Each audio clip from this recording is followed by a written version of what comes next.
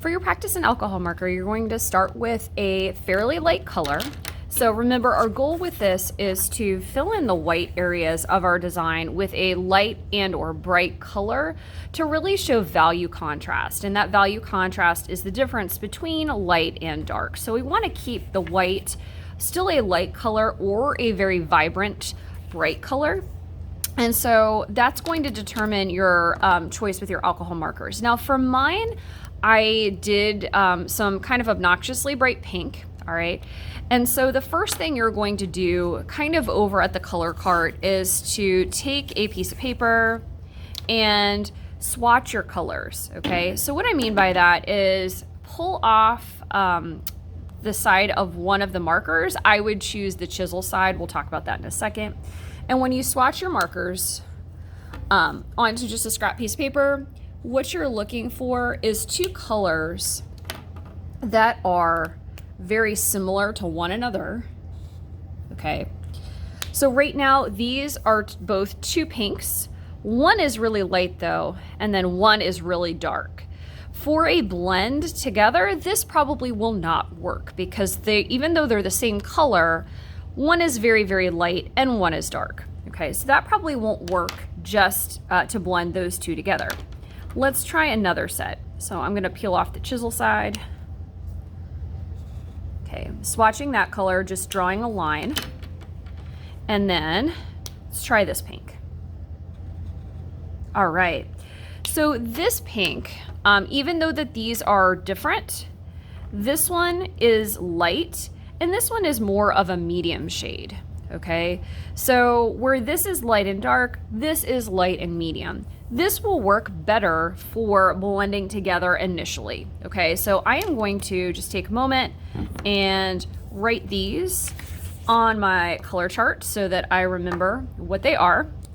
So at the top, they always have these little letters, little names and also numbers. So my lighter one is 013, Sharpie's not working. 013 pink. Okay, and then 077 magenta. Okay, so these two I'm going to do for my initial color blending. Now this other marker here doesn't necessarily need to go by the wayside. I think this still might work if I wanted to do a tricolor blend, so I'll write this one down sort of underneath it anyway. So I don't want to lose this one completely. I may come back to this. This one is 004, very, very. Okay, perfect. The other thing that you can do as well is grab a blender. So the clear blender just adds more ink minus the color to your paper before you get started. And before we do anything with our swatches, now that we have our colors swatched and documented, I want to share with you a little bit about these markers. So these markers here are dual tipped. They have a chisel side, okay, which is a broad side that looks like this. This is perfect for larger areas. So right now here, I've got a whole huge expanse to fill in. I'm gonna use the chisel for that, okay? The other side is what's called a brush tip, okay? So the icon looks like that. The brush tip is perfect for small details. So it comes to a tip here. This you would use for smaller areas, smaller color blending. Again, chisel for large area, brush for small area. Chisel for large area, brush for small area, okay? If you use the brush for a larger area, what's gonna happen is you're gonna wear out this marker really super fast and also wear down this tip, okay? One thing you can get in the habit of doing is, depending on how some students have blended colors together, I'll try and remember to leave this on your worksheet for you. You may want to just kind of clean off your marker tips ahead of time, just in case somebody got some ink of another color in there. Okay, so that's just kind of a tip that you can do. Now I'm gonna do this in two different ways here. You can decide which you like better. So I'm gonna be working with these two markers. Okay, so I have a light and a medium color. I'm gonna start with my lighter color. I'm gonna start with the chisel. And the first thing I'm going to do for this is I am going to use my chisel and just coat the whole space back and forth using this marker. Okay.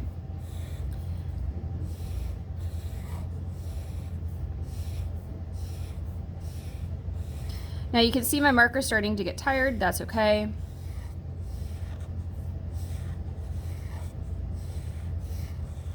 If I really wanted to, I could go back over that area that has less ink. It doesn't matter to me too much because I'm going to be blending in this second marker from the other side. Okay. I'm going to bring the chisel part of the magenta marker. So I've got the larger area. I'm going to work it from this side. And then as I go across, I'm going to start to let up my pressure on my marker right here. Okay, and just kind of let it stop. I don't have a hard edge here. This is kind of a feathered edge, which I am okay with. I'm going to go back to my chisel with my lighter color.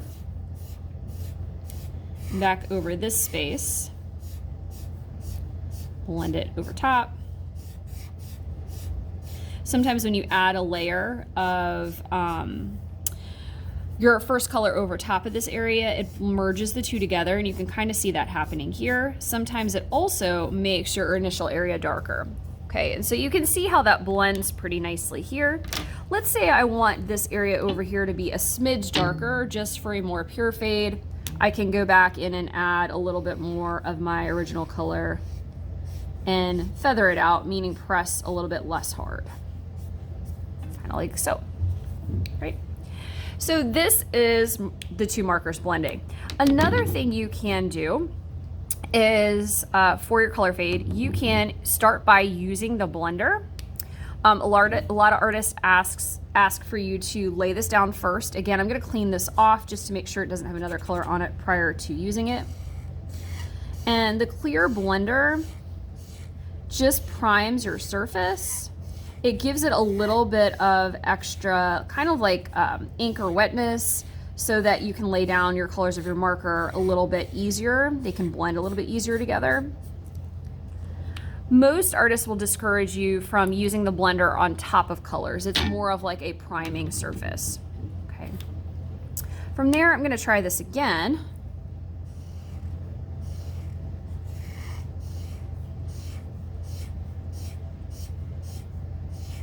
So I'm using the chisel part of my marker. Another pro tip, it's very important for you to do, because this type of process is contingent upon using colors while they're wet as much as possible. So you're gonna want to do areas one right after the other so that you've got that blending power, okay? So I've got my color, I primed my surface with the blender, and then I'm going to start by using my chisel, and then I'm going to downgrade to the brush tip. I'll share with you what that's gonna look like, okay? So from this side, I'm gonna apply my chisel. Okay, and I'm pressing less hard with it here. One other thing I can do is I can feather my blending using my brush tip. So I've already got most of my marker down, so I know I'm not going to do any harm. And I'm just gonna press very lightly with my brush tip.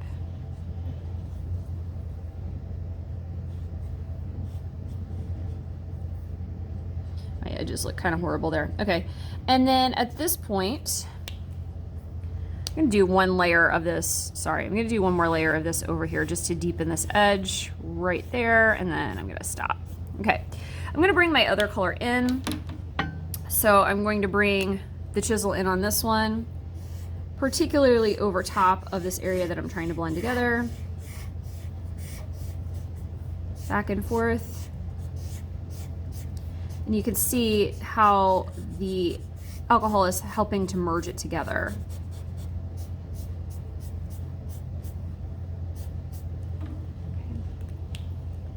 I think I'm going to feather this part out here because this is bothering me. So I'm going to do one more layer here with the brush tip. I'm using the brush here just for some lighter lines so I don't get too heavy-handed with the chisel.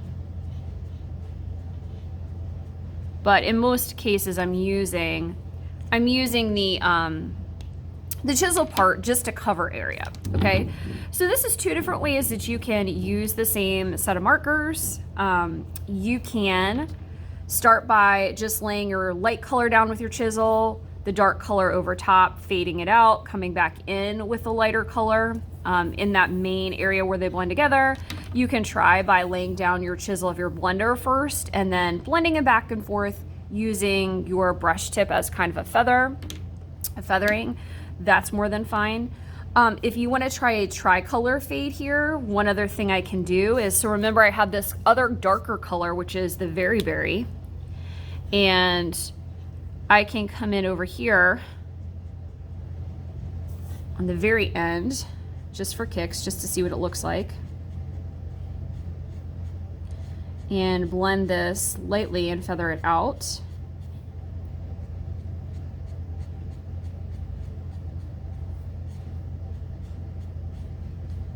I'm going to let up on my strokes and my pressure here. And then let me bring in a little bit more of that medium color over top.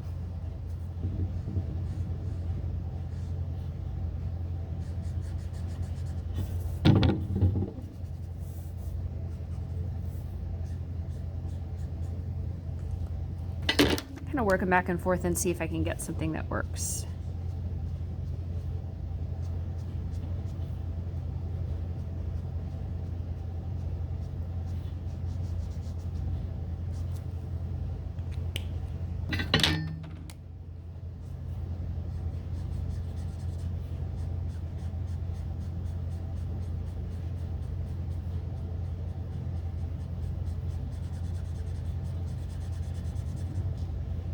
Didn't work quite as well as I hoped. It doesn't look bad, it just doesn't look great either.